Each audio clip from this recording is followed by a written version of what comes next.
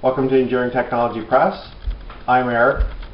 And you know, there's some seasonal baking that makes sense because it exploits a characteristic particular of the season. Things like fresh rhubarb strudel in the spring. You know, that's unique. On the flip side, there's things that exploit our tastes, like those hearty soups in the wintertime that we want to go for. But really, much of our baking, we can bake the goods anytime. You know, we've got all the ingredients, we can do it anytime we want.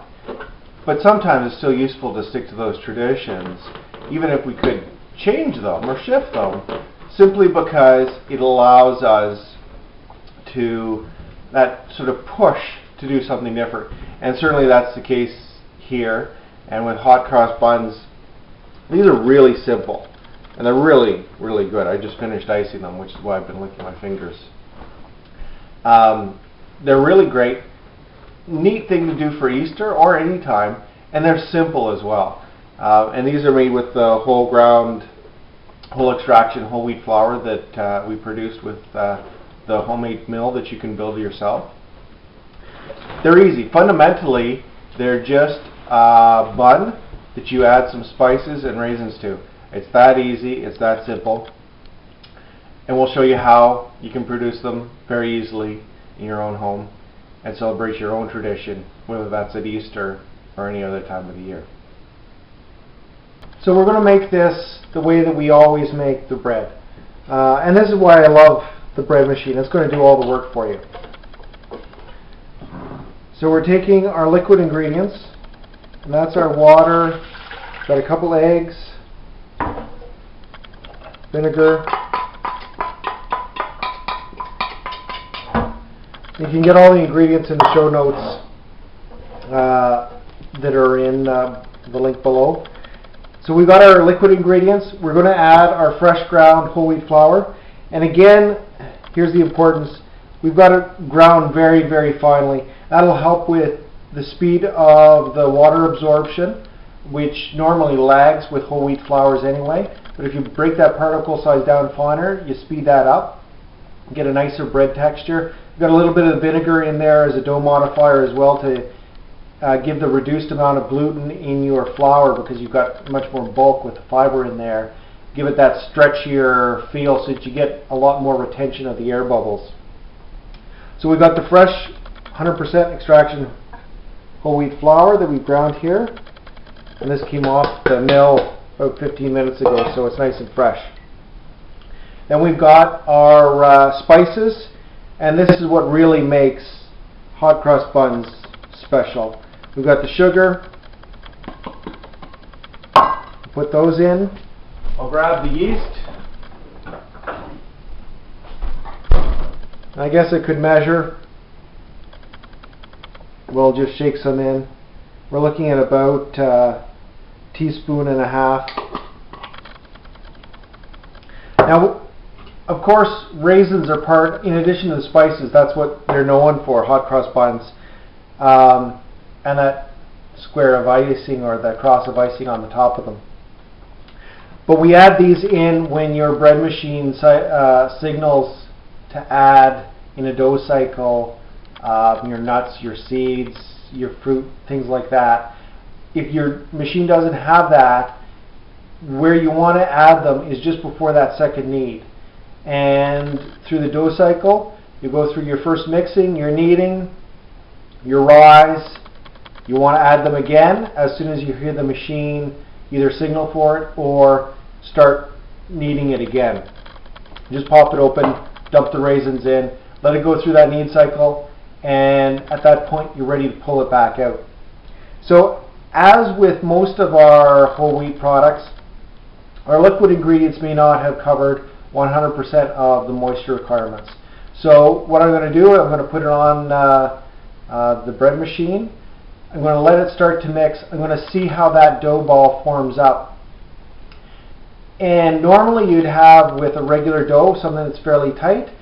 This case you're going to want something that's a little bit sloppier, because as that rise continues and the kneading continues, you're going to get absorption of the moisture into that whole grain flour. And that, as I said before, that's slower with the whole grain fiber, in part due to the whole grain flour, in part due to the fiber. So you have to look at that and judge it, and that's a variable that you don't have usually with white flour, but here you're getting all of that nutritional goodness and really a much more interesting and tasty product. So we'll run through the dough cycle and we'll come back when we've got that finished. It'll do the work for us. See you in a few minutes, or about an hour and a half. Okay, so it's been about an hour and a half for the bread machine to go through its cycle. And in my case, once it finishes after the first rise. And then I tossed in the raisins and I put it on the dough cycle again. It goes through the first kneading with the raisins, and then we're good to go. So we'll shake this out.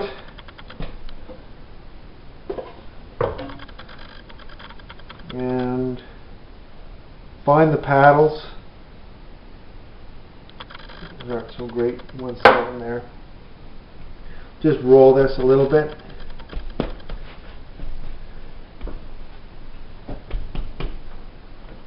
Grab a knife. I'll cut these into about 9 chunks. That's more or less the size that'll do it. Now we've got 2 other things. Put them in here. I like hot cross buns that are fairly good size. One thing that you'll have is an egg. You want that nice brown surface that comes from after the rise, before you put it in the oven, and the oven's preheating now. What you want to do is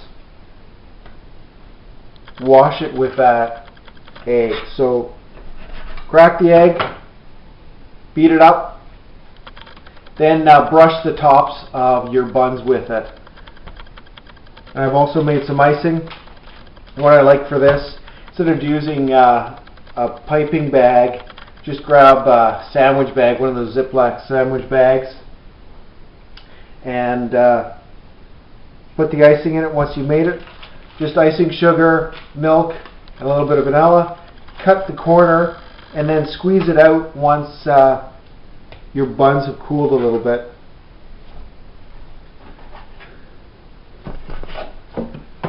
Like, let's not make this more complicated than it really is. In reality, all you're doing is making simple whole wheat dinner buns. Just happen to add raisins. You're doing an egg wash to get that nice brown surface, and you've got some spices mixed into it. It's really not all that complicated, even though it tastes a whole lot better than a regular whole wheat dinner roll.